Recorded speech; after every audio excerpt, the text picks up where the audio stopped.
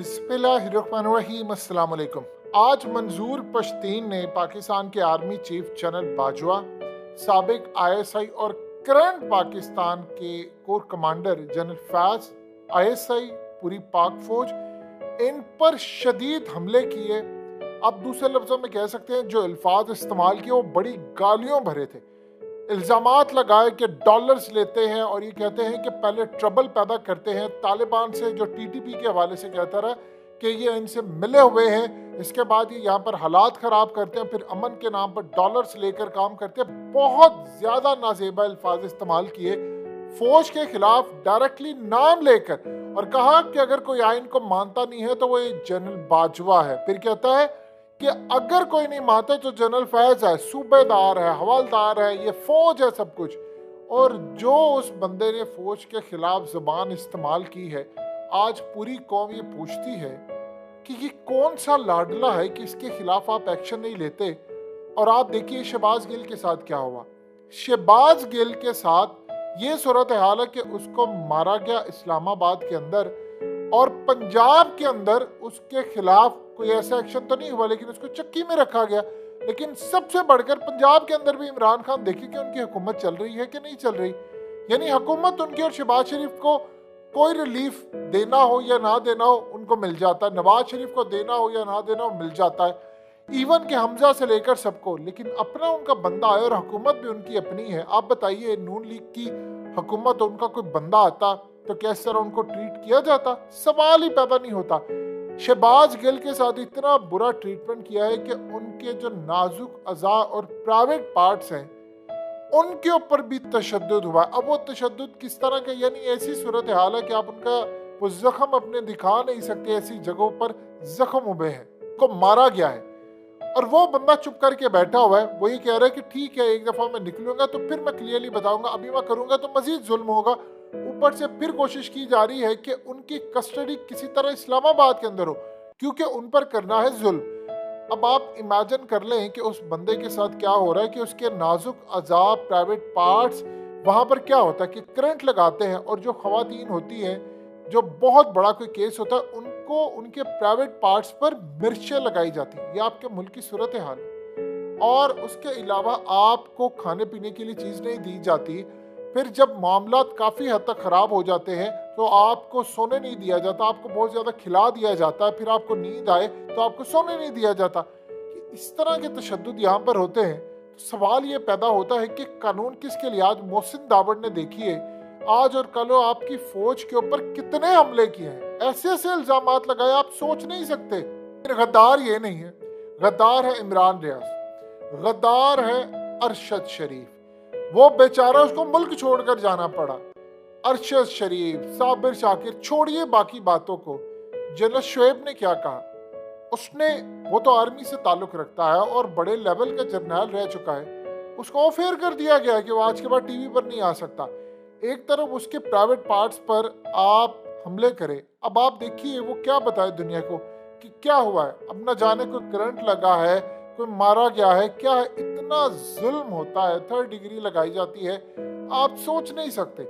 अब लेकिन सवाल ये पैदा होता है कि भाई मोहसिन दावड़ और इन सब ने क्या किया। इन्होंने फौज को आज गालियां दी और जनरल बाजवा को ऐसे ऐसे अल्फाज इस्तेमाल किए हमारे आर्मी चीफ के बारे में। आप ये जो मनाजिर चले आपकी स्क्रीन पर, इसको ट्रांसलेट करें तो आप हैरान होंगे कि अगर ये तकरीर चल जाती किसी जगह पर तो आप सोचिए वो चैनल तो क्या पूरे का पूरा अमला उठाकर ले जाते। 4000 बंदा भी अगर किसी चैनल में होता। मंजूर पश्तीन की इतनी खतरनाक तकरीर थी कि अगर 4000 बंदा भी लट से ARY चला देता तो ARY को आप उठाकर पूरे अमले समेत ले जाते।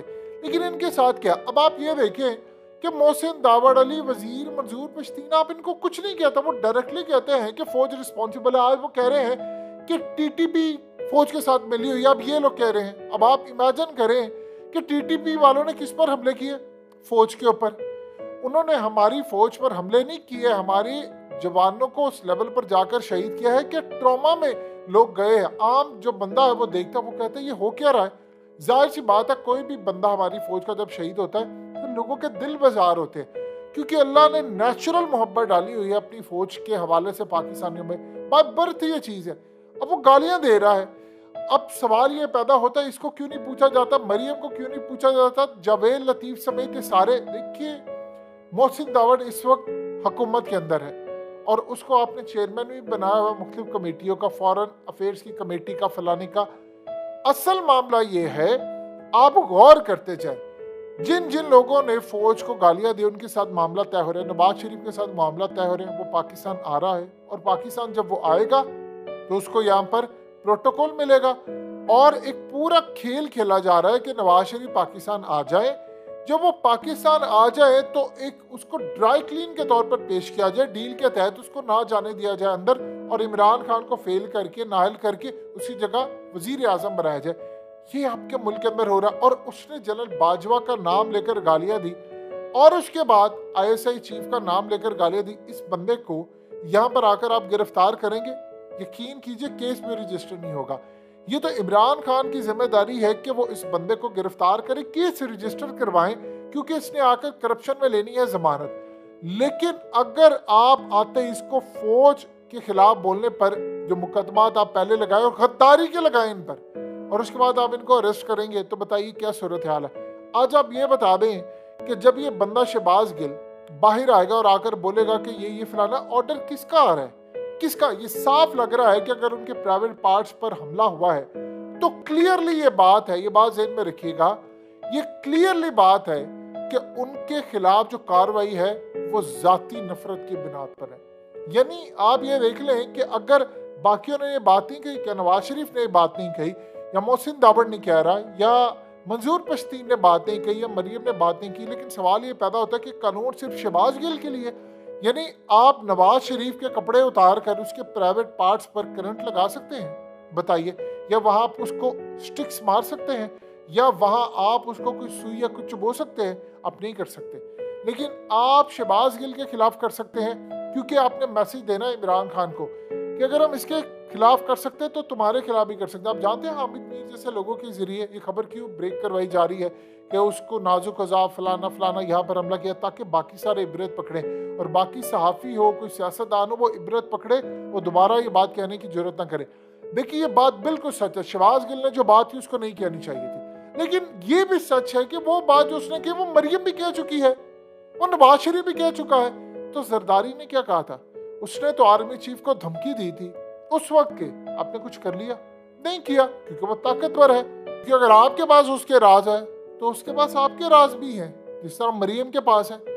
ये सबके पास एक दूसरे के राज होते हैं। अब इस सूरत हाल के अंदर आप बताएं कि मुल्क का क्या बनेगा।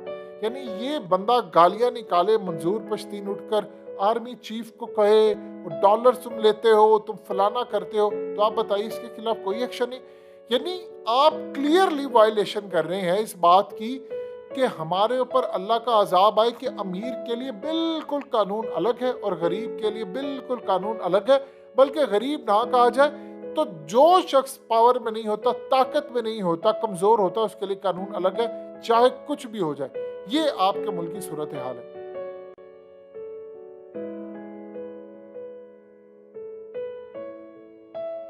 हकीकत टीवी के बैकअप चैनल हकीकत टीवी 2.0 को सब्सक्राइब करना मत भूलिए। वीडियो को लाइक करें, शेयर करें और कमेंट सेक्शन में अपनी राय का इजहार जरूर करें।